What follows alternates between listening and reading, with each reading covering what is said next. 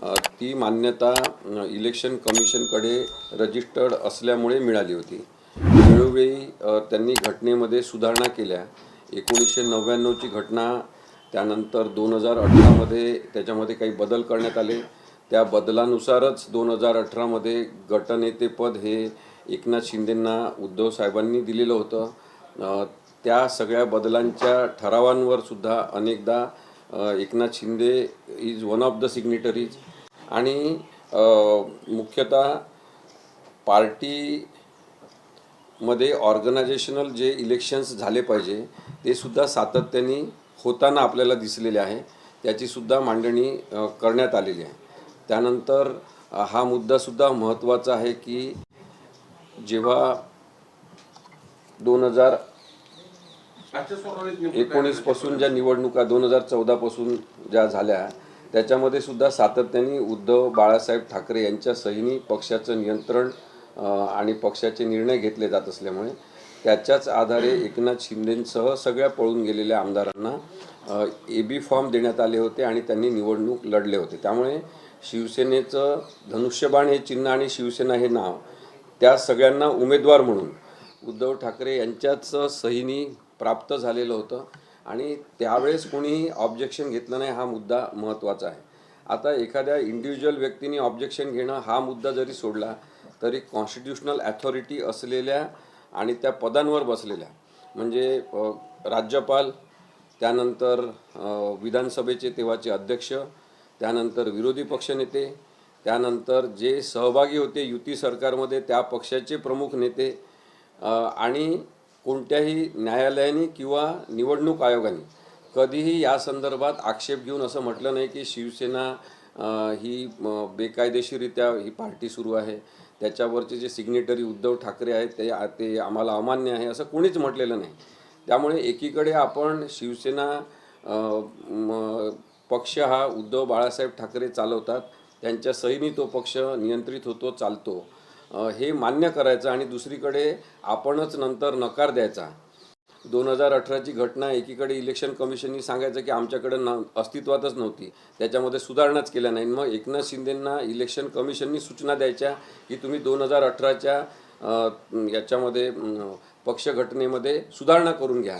हे सगळे उल्लेख जे आहे ते सातत्याने महत्त्वाचे म्हणून आलेले आहे। आज जो सादिक अली केसचा संदर्भ आलेला आहे तो मुद्दामून आपण लक्षात घेतला पाहिजे की सादिक अलीची केस 1971-72 मध्ये डिसाईड झालेली आहे।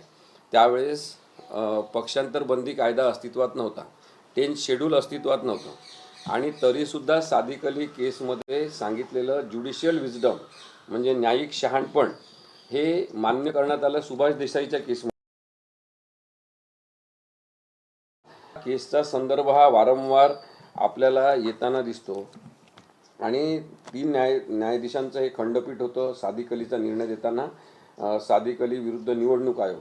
आता या केसची पार्श्वभूमी सुद्धा अशी आहे की तेव्हा एक अत्यंत ताकदवान असलेला काँग्रेस नावाचा स्वातंत्र्यपूर्वीपासून अस्तित्वात असलेला पक्ष फुटला होता आणि इंदिरा गांधींनी तेव्हा काँग्रेस जे या नावाने आपला पक्ष किंवा आपला गट स्थापन केला आणि जे ज्येष्ठ काँग्रेसमधले नेते आणि कार्यकर्ते होते त्यांनी काँग्रेस ओ नावाचा पक्ष स्थापन केला।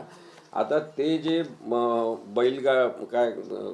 आपण म्हणू गाय वासरू नाही, बैल खांद्यावर जू असलेलं म्हणजे नांगर असलेलं जे चिन्ह होतं ते चिन्ह आम्हाला मिळालं पाहिजे असं दोन्ही गटांनी भांडण केलं होतं आणि ते चिन्ह इंदिरा गांधींच्या काँग्रेस जेला देण्यात आलं होतं त्यावेळेस तर ते देण्यात आलं होतं चिन्ह, त्याला आव्हान देण्यात आलं होतं। सादिक अली म्हणजे काँग्रेस ओचे तेव्हाचे प्रमुख त्यांनी ते आव्हान दिलं होतं। त्याच्यामध्ये न्यायालयाने हे नक्की केलं होतं की बहुमत चाचणी कशा पद्धतीने झाली पाहिजे आणि निवडणूक चिन्ह आदेश सिम्बॉल ऑर्डर जे आहे परिच्छेद 15 त्या अंतर्गत वाद सोडवण्याचा पूर्ण अधिकार निवडणूक आयोगाला आहे असं सांगितलेलं होतं आणि बहुमत चाचणीचे निष्कर्ष हे दिले होते। ते महत्त्वाचे आहे की संख्याबळ कसं ठरवायचं आणि त्याच्यामधलं लोकशाही तत्व कसं ठरवायचं। त्यामुळे हा जो निकाल आहे तो सुभाष देसाईच्या केसमध्ये न्यायालयाने कन्फर्म केला। म्हणजे सुभाष देसाईंची केस ही 2024 मध्ये डिसाईड झालेली आहे आणि त्याच्या आधी 10th शेड्यूल हे अस्तित्वात आलं होतं त्यामुळे या दोन्ही प्रकरणांचा संदर्भ देऊन आता शिवसेनेच्या मूळ पक्ष कोणाचा आणि पक्षचिन्ह कोणाचं याच्याच बरोबर संख्याबळ ठरवताना केवळ ते आमदार संख्येच्या आधारे ठरू नये. सादिक अलीच्या केसमध्ये 1972 मध्ये सांगितलं, 2024 मध्ये कन्फर्म ते झालं, हा सुद्धा मुद्दा सांगण्यात आलेला आहे. मग हे सगळं माहिती नाही आहे का कोणत्या राजकीय नेत्यांना? सगळ्यांना माहिती आहे, पण तरी मग 2/3 बहुमताचा मुद्दा काढायचा, जो की 2003 मध्ये रद्द झालेला आहे कायद्यातून. आणि त्या अनुषंगाने पाहिलं तर सगळेजण जे आमदार तेव्हा पळून गेले होते ते अपात्र ठरतात. आणि तशा पद्धतीने पक्ष फोडला असेल तर त्या व्यक्तींना पक्ष देता येत नाही. हा मुद्दा सगळ्यात महत्त्वाचा आज मांडण्यात आलेला आहे. आता त्या अनुषंगाने पाहिलं तर जे नंतर आत्ता एवढ्यात 6 खासदार शिवसेनेचे फुटून गेलेले आहेत ते सुद्धा 2/3 बहुमताने गेलो म्हणून ते अपात्र ठरत नाही असं नाही, ते सुद्धा ऑन दी स्पॉट अपात्र असले काही खासदार आहेत. तर कायदा गुंडाळून ठेवणारी ही जी राजकीय व्यवस्था निर्माण होत आहे ती मुळातच संविधान विरोधी आहे. हा मुद्दा आज मांडण्याचा प्रयत्न कपिल सिब्बल सरांनी केला आणि पुन्हा एकदा तो अधोरेखित केलेला आहे. यासोबतच मगाशी मी जे सकाळी मुद्दे सांगितले होते ते सुद्धा मुद्दे प्रामुख्याने आलेले आहेत. क्रॉस वोटिंगपासून विधानसभेच्या नंतर पक्षप्रमुख उद्धव ठाकरेच आहेत हा, आणि मुख्य नेता असं कोणतंही पद शिवसेनेच्या घटनेमध्ये कोणत्याच नाही. 2018 पर्यंतच्या त्याच्यानंतरच्या बदलांमध्ये कुठेही मुख्य नेता हे पद नाही. पण कोणी त्यांना लिहून दिलं असेल हे ठराव वगैरे आपल्याला माहीत नाही. एकनाथ शिंदे आणि त्यांच्यासोबत पळून गेलेल्या लोकांनी मुख्य नेता म्हणून एकनाथ शिंदेंची नियुक्ती झाली असं स्वतःच एकनाथ शिंदेंनी, म्हणजे आमदारांच्या एका गटाने हे जाहीर करायचं जे कायद्यातच बसत नाही. या सगळ्यांकडे बघताना याचे अर्थ काढताना मुख्यतः विधानसभेमध्ये जेव्हा अपात्रतेची सुनावणी झाली त्याच्यामध्ये चुकीचे अर्थ लावण्यात आलेले आहे आणि सर्वोच्च न्यायालयाच्या 5 न्यायाधीशांनी मान्य केलेलं आहे. त्यामुळे संपूर्ण प्रकरण कुठेही पुन्हा न पाठवता याचं पुन्हा कुठेही पुनर्निरीक्षण करण्याची गरज बिलकुल नाही. आणि 3 न्यायाधीशांचं न्यायपीठ संपूर्ण निर्णय या प्रकरणावर देऊ शकते. म्हणजे शिवसेना कोणाची, धनुष्यबाण हे पक्षचिन्ह कोणाचं, याच्यावर पूर्ण निर्णय न्यायालय देऊ शकते. त्याचसोबत पात्र अपात्र कोण याबद्दलचा निर्णय आणि पात्र अपात्रतेचे निकष ठरवण्यात आलेले आहेत ते पाळले की नाही याबद्दलचा संपूर्ण निर्णय देण्याचे सगळे हक्क या 3 न्यायाधीशांच्या न्यायालयाला आहेत. कपिल सिब्बल यांनी युक्तिवादाला एक सवाल केला की विधानसभा अध्यक्षांनी मर्यादा ओलांडली आहे, पक्षाच्या घटनेत लक्ष घालण्याचा अधिकार त्यांना कसा, असा सवाल उपस्थित केला. कसं बघताय? बघा, त्यावेळेस जी सुनावणी सुरू होती विधानसभा अध्यक्षांसमोर तेव्हा त्यांनी एक मुद्दा काढला की मला पक्ष घटना कोणती रजिस्टर आहे ते पाहायचं आहे. आणि मग त्यांनी विचारणा केली केंद्रीय निवडणूक आयोगाकडे की शिवसेनेची कोणती घटना तुमच्याकडे रजिस्टर आहे ती मला द्या. आणि मग खोडसाळपणा किंवा एक राजकीय गुन्हेगारी तिथून सुरू झाली आणि निवडणूक आयोगाने काहीतरी चुकीची माहिती यांना दिली. या आधारे कपिल सिब्बल सरांनी हे युक्तिवाद करताना सांगितलं की तुम्हाला घटना कोणती तिथे रजिस्टर आहे वगैरे याचा काहीच संबंध नाही आहे, पक्षविरोधी काम झालेलं आहे का हे पाहायचं आहे अपात्रतेमध्ये. आणि ते न पाहता त्याच्यामध्ये पळवाट शोधण्यासाठी मग पक्ष घटना हे ते सगळं जे विधानसभा अध्यक्षांनी पाहिलं तो त्यांच्या अधिकार क्षेत्राचा आहे का हा प्रश्न आज कपिल सिब्बल सरांनी न्यायिक महत्त्वाचा मुद्दा म्हणून उपस्थित केलेला आहे. सर, उद्या खरं तर कपिल सिब्बल यांचा युक्तिवाद संपत आहे. शिंदे गटाचे जे वकील आहेत नंतर युक्तिवाद करणार, एकंदरीत जो हा केस आहे किंवा हा निकाल कधीपर्यंत लागणं अपेक्षित आहे?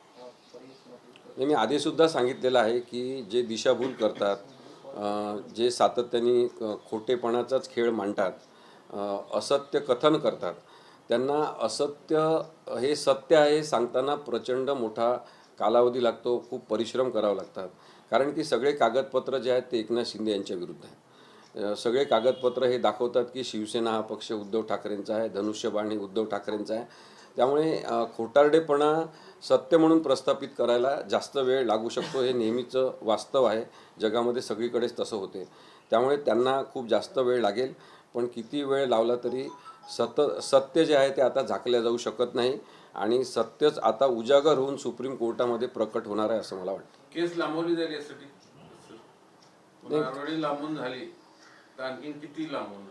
नाही, आता जसं सुप्रीम कोर्टाचं जे काही ठरलेलं दिसते की साधारणतः दर आठवड्यातले 2-3 दिवस या केसची सुनावणी घ्यायची, म्हणजे मंगळवार, बुधवार, गुरुवार घ्यायची सुनावणी, असंच जर सुरू राहिलं तर आणखी पुढच्या 15-20 दिवसामध्ये ही केस पूर्ण समाप्त होऊ शकते आर्ग्युमेंट होऊन, आणि त्यानंतर निकाल होऊ शकतो. निकाल साधारण ह्या महिन्यात किंवा पुढच्या महिन्यात तर लागेल?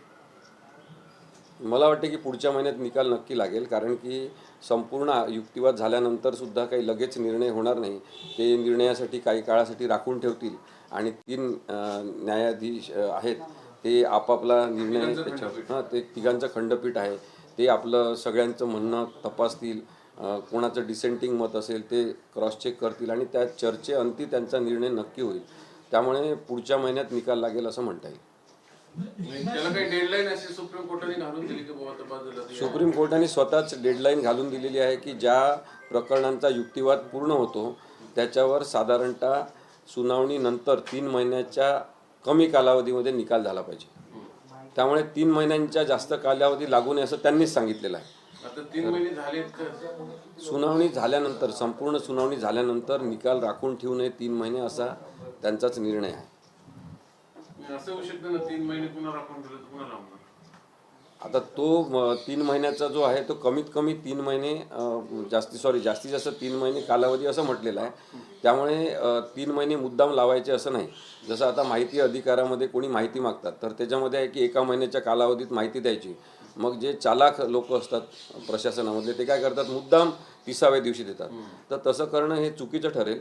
महाराष्ट्रातल्या लोकांना आता प्रचंड अपेक्षा आहेत या निर्णयामधून, आणि त्यांच्या सगळ्यांच्याच मनात नाही तर तुम्ही पाहिलं की जे कॉक्रोच जनता पार्टीचं आंदोलन झालं त्याच्यामध्ये सुद्धा लोकांना आता एक राग निर्माण झालेला आहे की इतक्या उशिरा न्याय लागणं हा अन्याय आहे, हे लोकांनी आता वारंवार सांगून झालेलं आहे. त्यामुळे आता सर्वोच्च न्यायालय काही याच्यामध्ये उशीर करेल असं मला वाटत नाही. कारण न्यायमूर्ती चंद्रचूड यांनी असंच केलं, पुन्हा खाली पाठवून दिलं, पुन्हा आता हे वेळकाढूपणा होऊ शकतो ना भविष्यात त्याच्यात? आता याच्यामध्ये 2 मुद्दे आहेत. एक आहे शिवसेना नाव आणि धनुष्यबाणे पक्षचिन्ह, ते निवडणूक आयोगाच्या निर्णयानंतर अपीलमध्ये आलेलं आहे. त्यामुळे त्याच्यावर तर हे 3 न्यायाधीश पूर्ण निर्णय घेऊ शकतात. 3 न्यायाधीशांचं खंडपीठ किंवा न्यायपीठ आपण म्हणू, ते पूर्ण निर्णय घेऊ शकतात. दुसरा विषय आहे पात्रता अपात्रता, आणि अशा पद्धतीने राजकीय पक्ष फोडला जाऊ शकतो का आणि त्याच्यावर स्वतःची मालकी किंवा ताबा मारला जाऊ शकतो का. हा निर्णय जो आहे याच्या संदर्भात असा सुद्धा निर्णय घेतला जाऊ शकतो की 7 न्यायाधीशांच्या व्यापक खंडपीठाने, मोठ्या खंडपीठाने यावर निर्णय घ्यावा. कारण की 5 न्यायाधीशांच्या न्यायपीठाने जस्टिस चंद्रचूड आणि त्यांच्यासोबतच्या 4 जणांनी हा ऑलरेडी निकाल उद्धव बाळासाहेब ठाकरे यांच्याच बाजूनी देऊन ठेवलेला आहे. केवळ अंमलबजावणीसाठी राहुल नार्वेकरांकडे पाठवला होता, पण त्यांनी त्याच्यामध्ये पूर्ण न्यायिक खोडसाळपणा केला असं माझं मत आहे. आता साधारण उद्या परत सुनावणी उद्या आहे की? शिंदेचे वकील कधी वादू म्हणतो उद्यापासून मांडणार आहे ते आता अजून पण कपिल सिब्बल सरांना 1 तासभराचा कालावधी लागेल युक्तिवाद संपूर्ण त्यांचा करण्यासाठी, आणि त्याच्यानंतर लगेच जर कोर्टाला सुरू करायचं असेल तर ते कामकाज सुरू होऊ शकते. पण मला वाटते उद्या एकनाथ शिंदे किंवा निवडणूक आयोगातर्फे बाजू मांडण्याची सुरुवात होण्यापेक्षा पुढच्या तारखेला ती होईल. उद्याही पुन्हा सिब्बलच मानतील? हो, उद्या पुन्हा सिब्बल सर कन्क्लूड करतील सगळं, आणि त्याच्यानंतर देवदत्त कामतसुद्धा अर्धा तासात त्यांचं म्हणणं मांडणार आहे.